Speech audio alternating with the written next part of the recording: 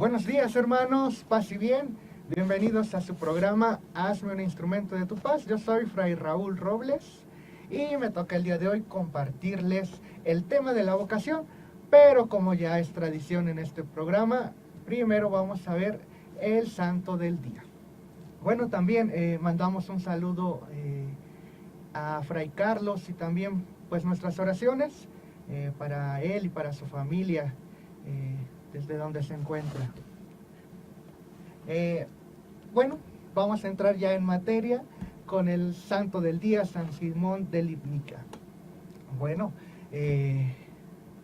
cada jueves pues presentamos un santo diferente y yo creo que pues la familia franciscana ha tenido mucho auge en cuanto a este seguimiento a Cristo para poder llegar a la santidad.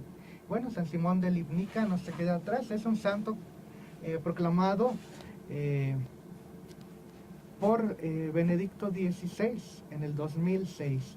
Entonces se había parado un poco su proceso y es Benedicto XVI el que lo retoma y lo proclama santo.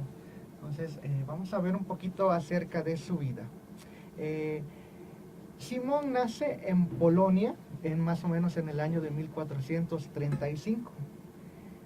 Y desde niño, pues sus papás le inculcaron una vida religiosa, una vida de piedad.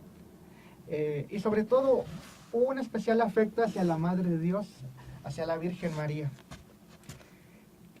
Y a mí me viene a la mente, cuando yo leo todas estas biografías de santos, que siempre sus papás jugaron un papel muy, muy importante. Sus padres como tal siempre inculcaron la vida, bueno, una espiritualidad que había en aquel entonces. Entonces, a mí me hace hacerme la pregunta que los padres, el día de hoy, los padres de familia, ¿cómo le harán para que sus hijos puedan llegar o puedan tener ese contacto hacia la religión? Ese contacto, bueno, y no hacia la religión, mejor dicho, hacia Cristo. Yo creo que actualmente vivimos en una crisis familiar y pienso que hay muchos padres de familia que ya no les inculcan como tal valores cristianos. Bueno, y aunque no sea valores cristianos, valores para ser un buen ciudadano.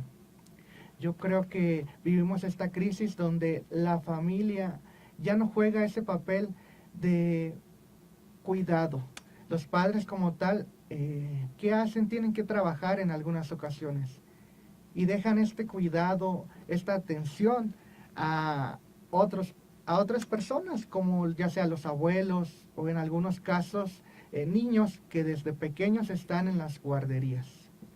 Bueno, esto no quiere decir que esté mal, pero como padres de familia, a mí sí me viene a la mente, pensando en toda esta crisis que se vive, ¿cómo le harán para que este mensaje de Jesús, del Evangelio, pueda ser atractivo para los niños? A veces nos limitamos con mandar a los niños al catecismo. Y a veces culpamos a las catequistas de que, bueno, ellas deben de ser las que eduquen en la religión, en la fe, y no. Los primeros educadores en la fe, pues deben de ser los propios padres de familia. Entonces, estas personas que leemos, estas vidas de santos, siempre tuvieron de pequeños a alguien que los guiara. También me viene a la mente que algunos padres dicen, no, pues yo a mi hijo no le voy a enseñar ninguna religión. Ya cuando él esté grande, que decida cuál le gusta, cuál le conviene y cuál quiere. Pues no, nosotros, los cristianos, los católicos, pues nos vemos no obligados, sino en este llamado que Dios nos hizo a formar una familia. Todo padre de familia pues está llamado a enseñar a sus hijos en esta fe cristiana católica. Entonces, así Simón vive en una familia donde le van a inculcar valores cristianos. Vive en una familia donde le van a enseñar a ser devoto a la Virgen María. Seguramente frecuentaba los sacramentos inculcando por sus padres, siempre orientado por ellos. Eh, y así se habla de que la personalidad de Simón es que era un joven que presentaba cierta madurez. Parecía ser más maduro que todos los demás muchachos de su edad. Entonces, esto le dio cierta popularidad de que él era una persona pues muy seria, muy recta. Bueno, actualmente los jóvenes, los muchachos, no todos tienen esa personalidad. Algunos son muy hiperactivos, algunos son muy creativos. De San Simón se habla que era muy bueno para los estudios. Hay algunos muchachos, pues que tal vez no son muy buenos en las letras, pero tal vez en las artes, en los deportes. Y depende mucho de los padres que sepan orientar a sus hijos para que el día de mañana pues sean hombres y mujeres de bien, de provecho para la sociedad, que sean buenos padres, que sean buenos religiosos, ¿por qué no? Y así Simón tenía estas cualidades, esas características. Y pues sus padres invirtieron en su educación. Bueno, es así que se va a Cracovia a estudiar en una academia muy famosa. Y en aquel tiempo aún vivía Juan de Capistrano, que, bueno, seguramente en algún momento ya se ha mencionado aquí, un gran santo. ¿Qué caracterizaba a San Juan de Capistrano? Pues su predicación. Es así que Simón empieza a tener una atracción hacia la vida franciscana.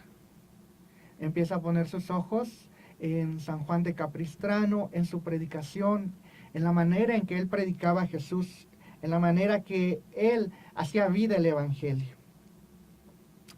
Entonces, más adelante, mientras Simón estudiaba, San Juan de Capistrano funda un convento en honor a San Bernardino. Y tiempo después, Simón se siente llamado a la vida franciscana. Más al ratito vamos a hablar sobre el tema de la vocación y vamos a ver cómo es precisamente un llamado. Y así empieza a ser eco la vida franciscana en la experiencia de Simón. Y decide ingresar al convento franciscano. Ingresa y se habla de que él tenía una vida dedicada nuevamente a los estudios. Pero él se va a inspirar precisamente en San Juan de Capistrano para poder más adelante ser nombrado como un gran predicador. ¿Qué hacía San Simón de Libnica? Bueno, San Simón, al igual que San Bernardino, de San Juan de Capistrano, pues fue un fuerte predicador que anunciaba el nombre de Jesús. Bueno, una de las devociones franciscanas es precisamente el dulce nombre de Jesús. Actualmente esta fiesta ya no viene como memoria obligatoria en el misal, pero para nosotros los franciscanos pues sí sigue siendo una fiesta que tiene realce por estos santos franciscanos que hicieron esta devoción posible, el dulce nombre de Jesús, celebrada el 3 de enero. Entonces, San Simón va a predicar acerca del dulce nombre de Jesús, haciendo a la vez un homenaje a San Bernardino de Siena y a San Juan de Capistrano, a quien admiraría y sería su inspiración. Bueno, uno de los acontecimientos importantes dentro de la vida de este santo, pues esta admiración que tenía San Bernardino de Siena, pues obtiene una gracia, que se construye un nuevo convento para que los restos de San Bernardino puedan reposar. Y Simón, pues es una de las personas que acompaña este traslado de los restos de San Bernardino a ese nuevo lugar.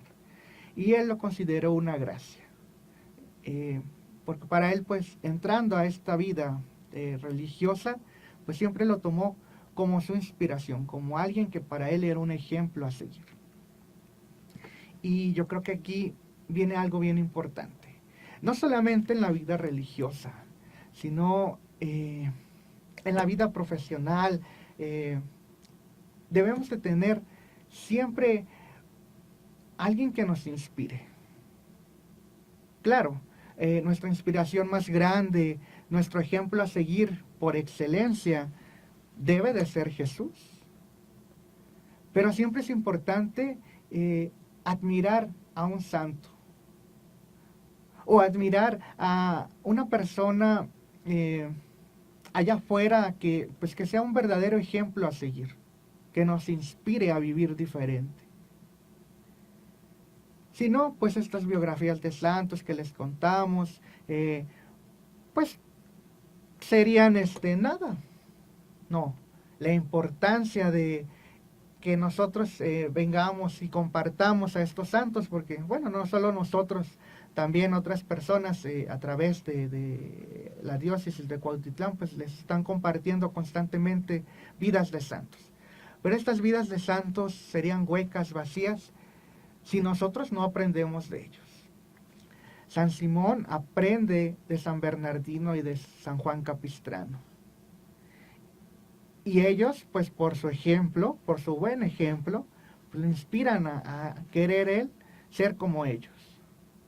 Claro, de fondo está esa llamada por excelencia de ser como Cristo, de imitar a Jesús. Pero no solo eso.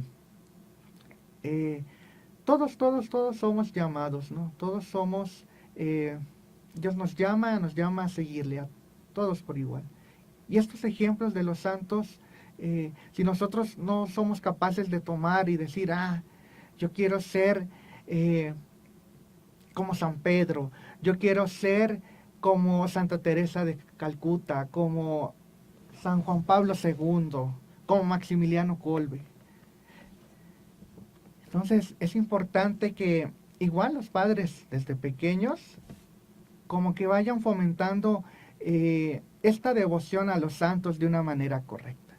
La devoción de los santos no tiene sentido si no nos provoca en nosotros ese deseo de ser mejores, pero sobre todo de seguir a Jesús. Y aquí San Simón es un ejemplo de una persona que pudo hacer eso. No se quedó en la admiración, sino que puso por obra lo que San Juan Capistrano y tanto San Bernardino hacían. Y hacer, él sabía en el fondo que lo llevaría a conocer y acercarse más a Jesús. Por eso San Simón quiere seguir este camino franciscano y lo logra. Vive pues sus etapas de formación, su noviciado, sus estudios, y es precisamente ordenado sacerdote. Así que tú que nos ves, si te dices devoto a algún santo y ni siquiera sabes qué hizo, ni siquiera sabes cuáles eran las virtudes que lo caracterizaba, pues aguas, no vaya a ser que estés cayendo en idolatría. Nosotros pues no adoramos, recuerden bien, a los santos. Nosotros tenemos devoción hacia ellos, los veneramos. Pero esta veneración, les digo, tiene su sentido en cuanto a que aquel santo que yo admiro me lleva a Jesús. Aquel santo al cual llama mi atención por las virtudes que tiene, y yo deseo ser como él. ¿Para qué? Para imitar a Cristo. Entonces, San Simón obtiene esta gracia de trasladar los restos de San Bernardino a ese nuevo convento que había sido hecho para que reposaran ahí los restos. Entonces, escríbanos cuál es su santo favorito, a qué santo son devotos. Por ejemplo, un santo al que yo soy devoto es San Maximiliano Kolbe. Entonces, ¿tú a qué santo eres devoto? Entonces, escríbenos por ahí en la página de Facebook y ya más al ratito vamos a estar leyendo sus saludos y sus comentarios. Bueno, ¿qué pasa con San Simón? Igual, a ejemplo de San Francisco de Asís, porque también era un ejemplo a seguir para él, obviamente, era franciscano, Eh, Dicen que San Simón decide aprenderse la regla de los frailes menores de memoria, porque iba a emprender un viaje hacia los lugares santos. Y en aquel tiempo pues corría el riesgo de ser capturado y ser sometido al martirio. Entonces, para que él pudiera contemplar la regla siempre, su forma de vida, la vida que él había abrazado, pues decide aprendérsela de memoria y emprende este viaje hacia los lugares santos, corriendo el riesgo de ser capturado por los musulmanes, por aquellos que no eran cristianos. Pero pues no es así. Regresa San Simón de Lipnica y hubo una gran peste en la ciudad de Cracovia. Después de esta gran peste, él se siente llamado a asistir a estas personas.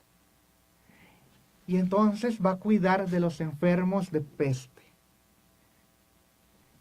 provocando que San Simón también se enfermara. Adquiere la enfermedad y morirá enfermo de peste también. San Simón de Lipnica pues es para nosotros un ejemplo de un niño que fue inculcado bajo los valores cristianos. Es ejemplo de un joven que se sintió llamado a la vida franciscana porque vio el testimonio de otro santo. Es alguien que aprende que la devoción tiene sentido cuando esa devoción me lleva a Jesús. Entonces San Simón de Lipnica es un ejemplo de santo que no se queda nada más con la admiración. Da ese pasito a poner por obra aquellas cosas que admira del santo. Bueno, les platicaba más o menos su proceso de canonización. Fue retomada su proceso de canonización por Padre Pío XII en 1948. Pero debido a que se da un milagro de una curación, se retoma su caso y es ya proclamado santo el 6 de diciembre del 2006 por Benedicto XVI. Sin duda los santos son un gran ejemplo para nosotros, un gran ejemplo a seguir. Y les digo, no nos limitemos a nada más tener la imagen del santo, hacerle su novena, no. Yo me hago devoto, ya sea a la Virgen, ya sea les decía, San Pedro, San Francisco de Asís, Santo Domingo de Guzmán, San Juan de la Cruz, Santa Teresa, Santa Teresita. Yo me hago un devoto hacia ese santo, santa, porque soy capaz de imitar sus virtudes. Entonces, veamos y contemplemos la vida de San Simón de Lipnica, un gran santo franciscano, proclamado santo ya en este siglo que estamos viviendo. Bueno, entonces, hoy vamos a tener solamente 2 periodos de transmisión. Este primer periodo y un segundo. Este primer periodo más o menos de 20-25 minutos y el segundo de igual duración. Entonces, vamos a pasar al tema que hoy les traigo propuesto, que es la vocación. Muchos han escuchado hablar de vocación y a veces cuando pensamos en vocación, tal vez se nos viene a la mente un sacerdote, un religioso o una religiosa. Y creemos que la palabra vocación solamente es entendida hacia aquellas personas que se sienten llamadas a vivir en un convento, que se sienten o que están viviendo en un convento, o a los sacerdotes que están en nuestras parroquias o que sabemos que están de misión en algún lado. Y no es así. La vocación no nada más es para aquellas personas que nos dedicamos o que estamos al servicio de Dios y de los hombres también. No. Entonces, lo primero que quiero yo hacer para hablar de este tema de la vocación, pues es aclarar estas confusiones que puedan surgir. Yo soy el promotor vocacional de mi convento. Mi convento está dedicado a María Inmaculada. Está ubicado en Cuautitlán Izcalli. Entonces, a mí me toca hacer precisamente esta labor de promoción vocacional. Y en un evento al que asistí, yo les preguntaba a los jóvenes, más o menos de 14 a 22 años, ¿qué creían ellos que era la vocación?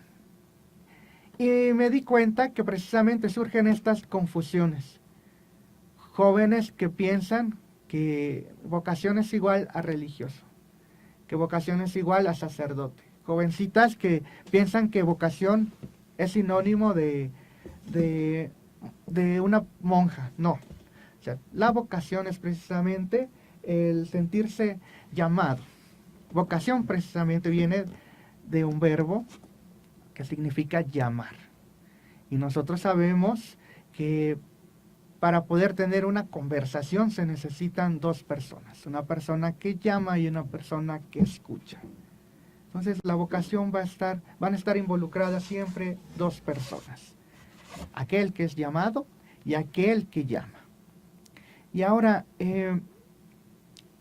¿cuál sería nuestra labor como promotores vocacionales? ¿Cuál sería nuestra labor como consagrados, como cristianos? Realmente pienso que hablar de vocación no nada más estamos nosotros los religiosos o sacerdotes a hablar de aquello, no. También aquellos que han sido llamados a la vida laical. Ahorita vamos a ver más o menos cuál es la división y los tipos de vocación. Pero todos deberíamos de estar hablando y deberíamos de estar preocupados por este tema que es la vocación. La vocación va a ser un llamado, pero será un llamado externo o interno. Dios nos va a hablar en el interior. Leía un ejemplo que nos daba un sacerdote sobre qué es la vocación. Y él precisamente habla que la vocación es como si tuviéramos una pieza de mármol que vamos a esculpir.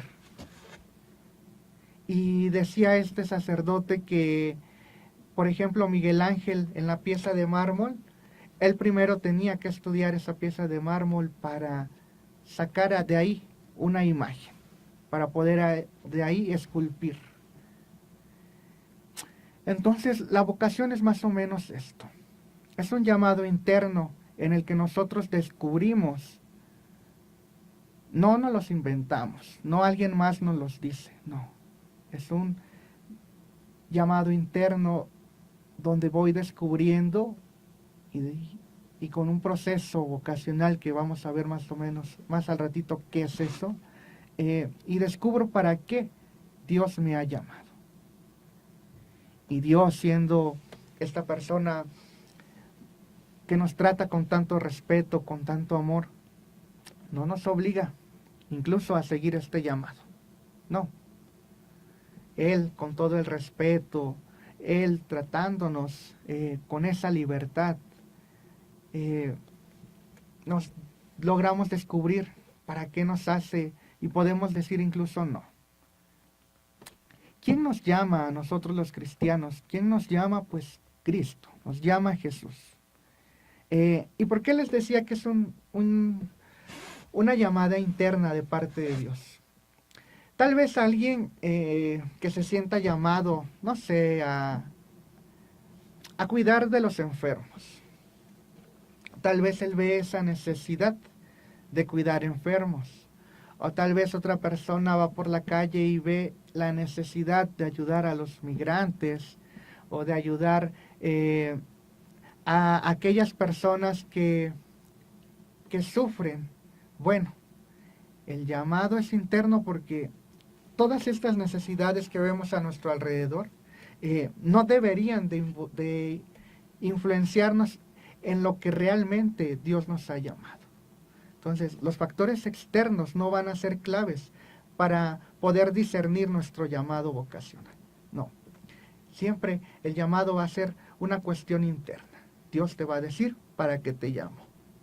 Dios nos va a hablar al corazón y nos va a ir diciendo, mira, es por acá. Sí, puede haber mucha necesidad, pueden haber muchos enfermos, muchos migrantes, pero la vocación va más allá de esta necesidad.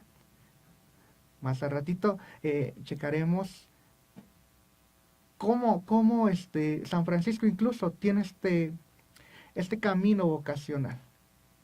Cómo San Francisco va descubriendo poco a poco que él también es un llamado, que Dios lo está llamando. Y es precisamente ese diálogo interno con Dios.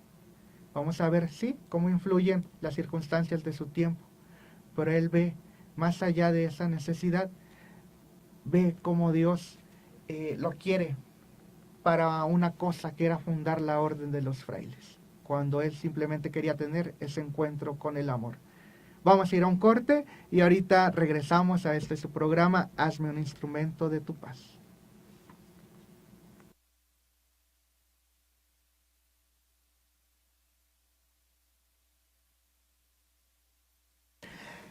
Ya regresamos, este es su programa, Hazme un instrumento de tu paz. Para los que apenas nos acaban de sintonizar, yo soy Fray Raúl Robles, fraile menor conventual. Y bueno, están acostumbrados, ¿verdad?, a ver a Fray Carlos por acá. Les informo que, bueno, lamentablemente, pues Fray Carlos hoy no pudo venir porque su padre ha fallecido. Entonces vamos a elevar nuestras oraciones por él, por el señor Alberto Katzin, para que Dios le dé descanso eterno, y para la familia de Fray Carlos, pues mucha fortaleza y Dios les dé consuelo en estos momentos difíciles. Entonces, todos aquellos que se preguntaban que dónde estaba Fray Carlos, pues ahorita pues no está en la Ciudad de México, fue precisamente, se ausentó por el fallecimiento de su padre, el señor Alberto Katzin. Entonces, les digo nuevamente, les pido sus oraciones por nuestro hermano Fray Carlos Katzin. Y también les mandamos un cordial saludo a todas estas personas que nos están viendo, a Asmin Sánchez, Adrián Alcántara, Baraquiel Moreno, para la adoración nocturna. También mandamos un saludo a Carolina Fuentes, a Mari Velázquez, Mari Pérez, Imelira, Magdalena Salas, José Ángel y a la señora Esther Sánchez, y también Ariadna, que por ahí de la Pastoral Juvenil de Tepojaco, que nos anda viendo por acá. Bueno, mandamos muchos saludos y gracias por acompañarnos. Vamos a seguir hablando de nuestro tema, que es la vocación. Y les decía que la vocación, cuando hablamos de vocación, surgen precisamente muchas confusiones. La vocación, ya quedó claro que no es exclusiva de sacerdotes religiosos. No, la vocación nos incluye a todos aquellos que somos cristianos, a todos los bautizados. Dios nos llama a seguirle. Ahora, ¿cómo vamos a hacer ese seguimiento a Jesús? Les decía que la vocación es una llamada entre dos personas, alguien que llama y alguien que es llamado. Esta persona que es llamada tiene que dar una respuesta. Les decía, Dios, siendo esta persona con todo el amor del mundo, con todo el respeto y libertad que nos trata, nos presenta cuál es el proyecto que nos va a hacer felices y nos deja a la libertad escogerlo o no. Todos tenemos una vocación escrita en el corazón. Dios nos ha dejado en nuestro corazón la semilla de la vocación. Y esta semilla, si no hay alguien que la riegue, si no hay alguien que la cuide, si no hay alguien que pueda hacerla que crezca, ahí va a quedar. Y vamos a vivir sin saber cuál es nuestra vocación. Por eso, como les decía cuando veíamos a San Simón Sus padres tuvieron una fuerte influencia en él. ¿Qué fue? Fomentaron valores cristianos. Y tal vez por eso se siente atraído hacia la vida franciscana. También por el ejemplo de los religiosos. Entonces, tenemos una gran responsabilidad. Les decía, no nada más sacerdotes, religiosos, religiosas, no. También los padres de familia, porque el matrimonio es una vocación. También aquellos laicos que deciden vivir solteros toda su vida. También ustedes deberían de estar hablando de la vocación, no nada más nosotros. Porque son los distintos caminos para llegar a un objetivo concreto, que es la santidad. Entonces, no es tarea nada más nuestra, también es tu tarea. Para ti que nos escuchas, que nos ves, es tu tarea y tu responsabilidad también hablarle de vocación a tus hijos, a tus familiares, aquellos que aún no saben qué hacer de sus vidas. A veces también confundimos vocación con lo profesional. La semana pasada le preguntaba a un muchacho, oye, ¿ya sabes cuál es tu vocación? Y él me respondía, bueno, ahorita estoy entre que quiero estudiar para médico o quiero estudiar para una ingeniería. Bueno, yo le tuve que decir, ok, eso está bien, pero eso es a nivel profesional. Dije, tu vocación la vas a vivir todos los días de tu vida. Lo profesional lo puedes hacer o no. Por ejemplo, alguien que es doctor, no siempre está dando consulta. No las 24 horas del día se la pasa siendo doctor. Si es casado, pues tendrá un matrimonio y una familia que atender. Pero a lo que voy es que no todo el tiempo a nivel profesional desarrollamos las mismas actividades. Por ejemplo, una persona que se dedica a ser taxista, es taxista. No es taxista las 24 horas del día. Entonces, lo profesional es una cosa y lo vocacional es otra. La vocación se vive las 24 horas del día.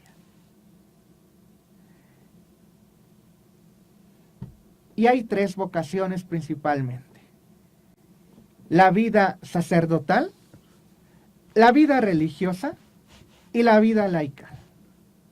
Y de estas 3 se desprenderán muchas otras. Entonces, ¿y cuál es la que a mí me interesa el día de hoy hablarles o compartirles? Pues la vocación que vivo, que es la vida religiosa.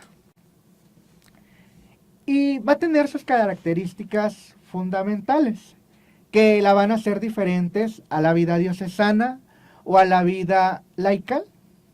Como vida laical vamos a entender aquellos que son llamados al matrimonio o a la soltería, viviendo un carisma particular. Por ejemplo, matrimonios que perseveran en algún grupo, encuentros conyugales, que viven una espiritualidad como el movimiento familiar cristiano. Incluso hay matrimonios que viven en la renovación carismática, por ejemplo. Solteros que igual están encaminados hacia un carisma o viven una espiritualidad específica, por ejemplo, el camino neocatecumenal, cursillos de cristiandad, heraldos de la cruz, no sé, hay muchos grupos. Desconozco realmente en esta diócesis qué grupos hay. Entonces, si quieren escribirnos a qué grupo pertenecen, si son parte de esta vocación a la vida laical, escríbanos en los comentarios. Yo pertenezco a Movimiento Familiar Cristiano, yo pertenezco a Escuela de Pastoral, por ejemplo. Entonces, a los que viven la vida laical, Dios los llama. Y los llama a vivir como matrimonio, como soltero. La vida sacerdotal, pues son todos aquellos a que Dios llama como sacerdotes a cuidar de un cierto rebaño, podríamos llamarle. Es decir, que son llamados a ser pastores. Tienen como tal una vida pastoral. Y es así como surgen las diferentes diócesis que están a cargo de un obispo, que puede o no ser un sacerdote religioso o no. Ya más adelante veremos esto. Pero en esta diócesis habrá, que es un territorio específico, cuidarán de los cristianos de este territorio como tal. Y predicarán y procurarán que todos conozcan a Cristo en cierto territorio. Y entonces un sacerdote pues es llamado también a vivir una espiritualidad.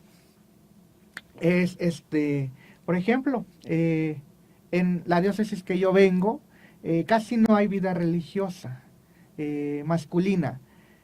Siempre hay muchos sacerdotes diocesanos que tienen una parroquia, también que es un territorio específico, donde ejercerán cierta pastoral, junto con el pueblo de Dios. Entonces, esa es la vida sacerdotal, la vida laical y la vida religiosa.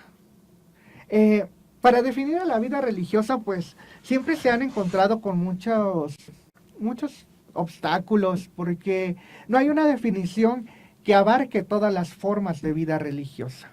No hay una definición en la que podamos concentrar lo que es la vida religiosa, porque es muy extensa.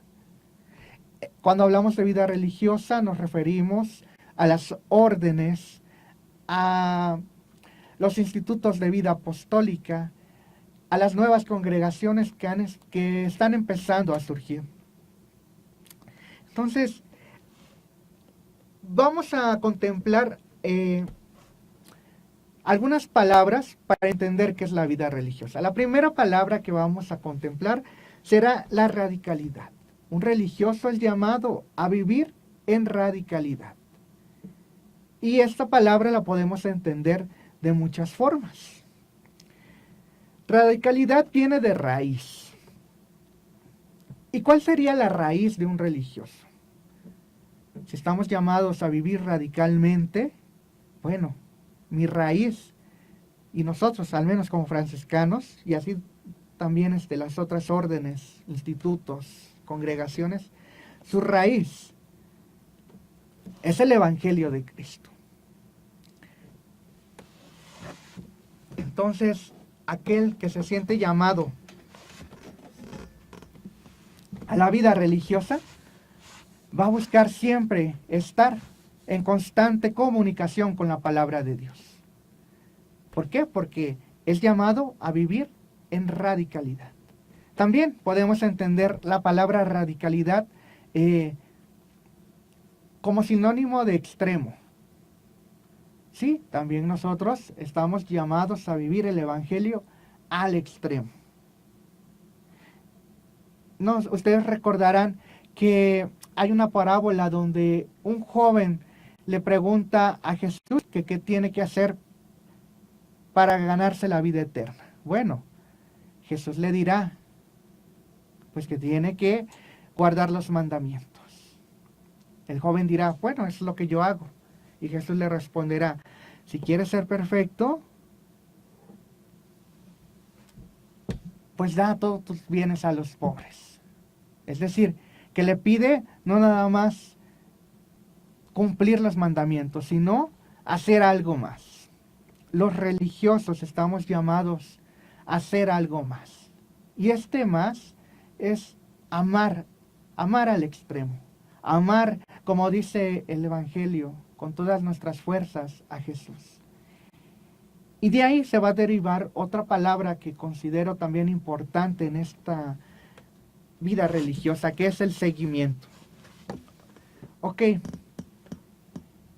Un matrimonio también es llamado a seguir a Cristo desde su vocación específica, de vivir plenamente.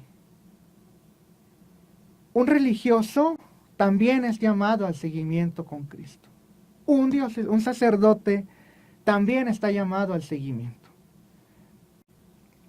Todos estamos llamados a seguir a Jesús.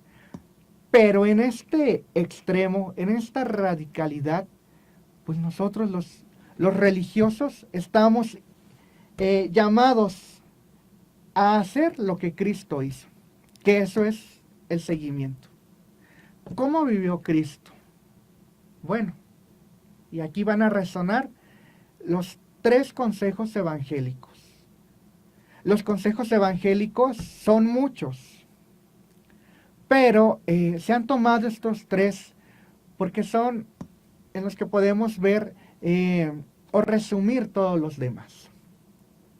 Y que es la pobreza, la castidad y la obediencia.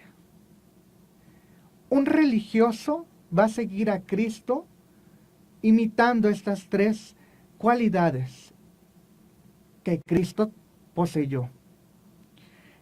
Vamos a vivir como Cristo, casto, entendiendo la castidad no como castración. A veces decimos, castidad. No, pues, los religiosos no pueden casarse.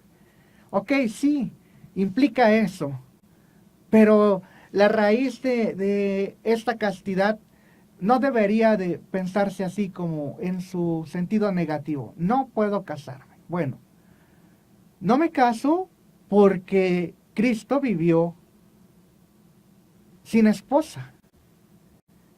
¿Por qué? Porque su amor primordial era buscar al Padre. Y a partir de esa experiencia de amor del Padre, llevar esa experiencia de amor a todos los demás.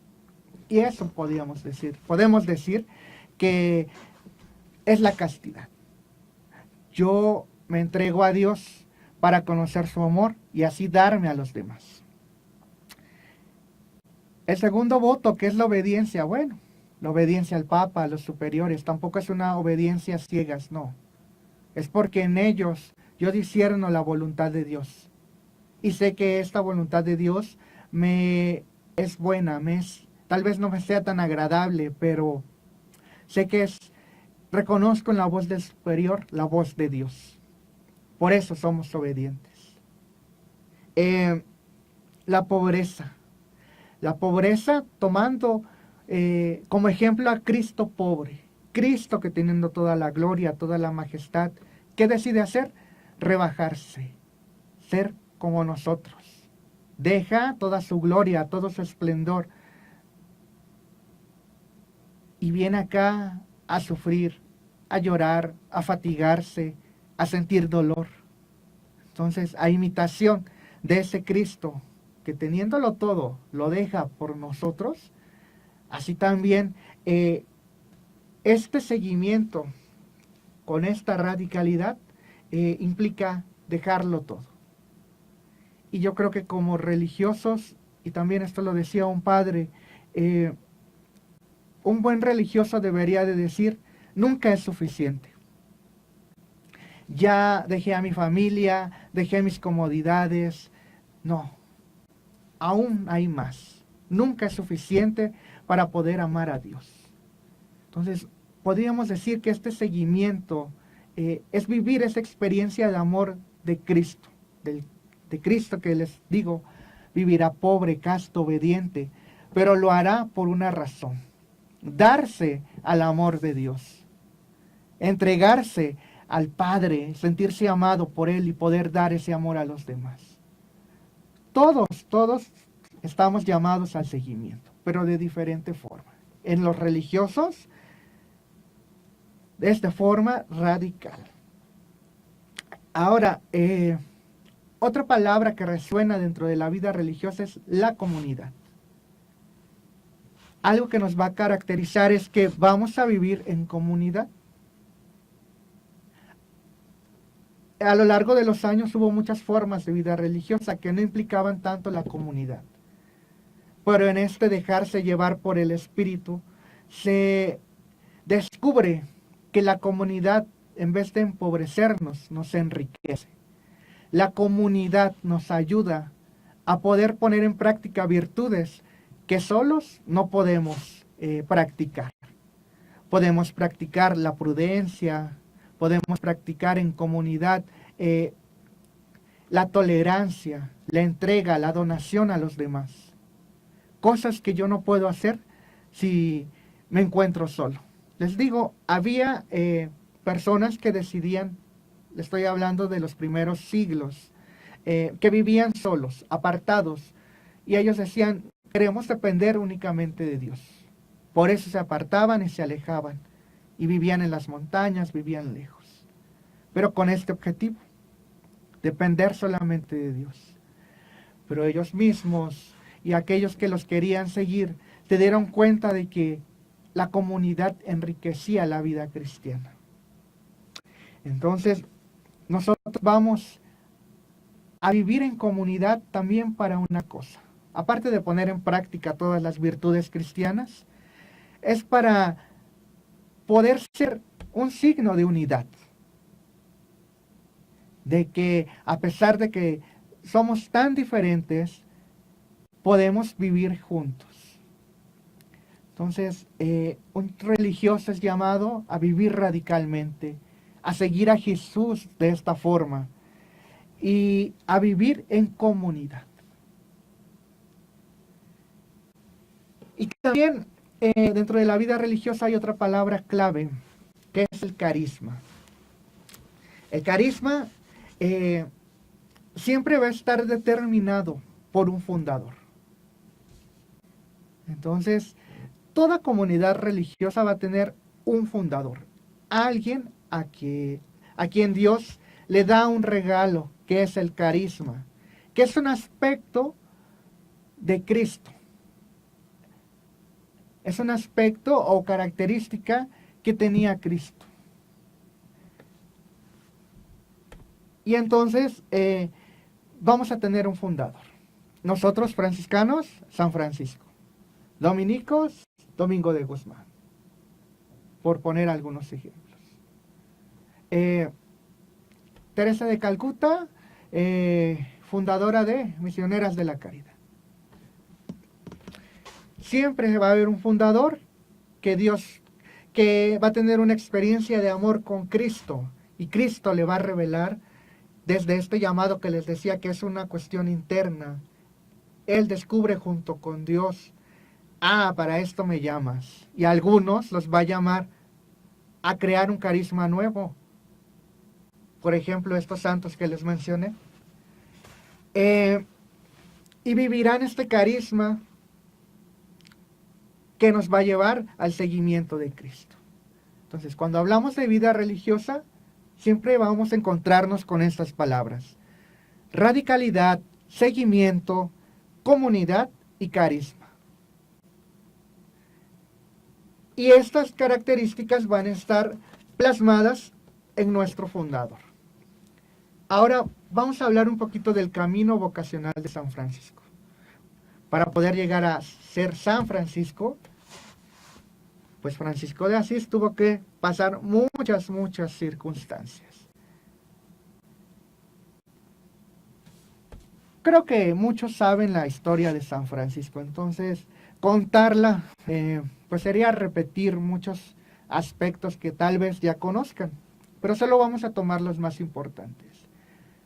Hay acontecimientos externos en la vida de San Francisco que van a provocar en él que se muevan sus emociones, que se mueva aquello que él soñaba. Como todo joven tenía sueños, aspiraciones. Su padre igual lo veía como un gran caballero. Y en la actualidad igual, los padres siempre van a querer lo mejor para sus hijos. Y en aquel tiempo, pues eso, tener un título de nobleza, pues era lo que querían los padres para los hijos. Pero San Francisco, en estas batallas en las que va y es derrotado, ahí empieza a pensar qué va a hacer de su vida. Empieza a reflexionar,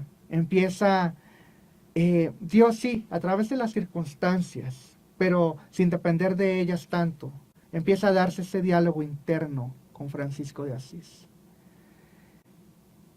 Y San Francisco se cuestiona qué hace. Muchos creemos que San Francisco, pues sí, un buen día dice, voy a dejarlo todo y voy a irme a vivir con los leprosos. No. En este camino, San Francisco de Asís se consagra. San Francisco de Asís incluso en un tiempo se vuelve protestante. Pero al final es la gracia, es este llamado de Dios que lo lleva a ser el hombre que fue. Existe como tal un camino vocacional que San Francisco de Asís tuvo. No sabía tal qué hacer de su vida. Por eso sus escritos dirán que él se preguntaba, Señor, ¿qué quieres que haga? San Francisco de Asís solamente quería una cosa: tener una experiencia de amor con Jesús. Él no quería ni siquiera fundar una orden.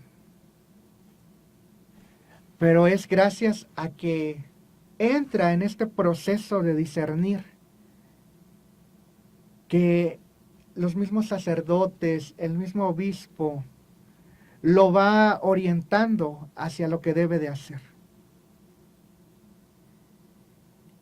Y él se encuentra en un grave conflicto, porque él quería sí seguir el Evangelio de Cristo, pero él solo. Él nunca pensó en la posibilidad de tener hermanos, de crear y fundar como tal la orden que hoy conocemos. No. No sabemos entonces qué es lo que nos tiene preparado el Señor hasta que nos atrevemos a poder discernir cuál es su voluntad. Entonces, a veces decimos, bueno, yo ya estoy grande, yo estoy joven, quiero vivir. Siempre hay excusas para seguir al Señor. Pero la clave está en podernos preguntar, como San Francisco de Asís, ¿qué quieres que haga? Y si ustedes no saben qué hacer, no saben hacia dónde dirigir su vida, bueno, nosotros tenemos esta semana, del 22 al 26 de julio, un preseminario. ¿Qué es esto? Es con dos objetivos. Primero, está enfocado a los jóvenes que como tal ya vivieron un proceso vocacional con nosotros y es el paso previo a entrar a la orden. Tiene otro objetivo, que nos conozcan, y si ustedes quieren seguir un proceso vocacional con nosotros, pues hacerlo. Primero, no queremos que sean frailes, queremos que conozcan su vocación. Ese es nuestro primer objetivo de nuestro proceso vocacional. Hay jóvenes que terminan el proceso y dicen, bueno, estoy seguro que quiero hacer un matrimonio. Otros dirán, no, este carisma no me gustó, y van y buscan otra forma de vida. Otros dirán, bueno, descubrí que la vida diocesana es lo mío. Y bueno, han ingresado en los seminarios diocesanos. Si tú aún no sabes cuál es tu vocación, bueno, te invito a que esta semana del 22 al 26 en nuestro convento franciscano María Inmaculada, que está ubicado en Cuautitlán Izcalli, vengas. Está nuestra página de internet en el Facebook, Franciscanos Conventuales México, visítennos y ahí vamos a contestar sus comentarios. Yo soy Fray Raúl y les agradezco que hayan estado aquí en Hazme un Instrumento de tu Paz. Nos vemos pronto. Paz y bien.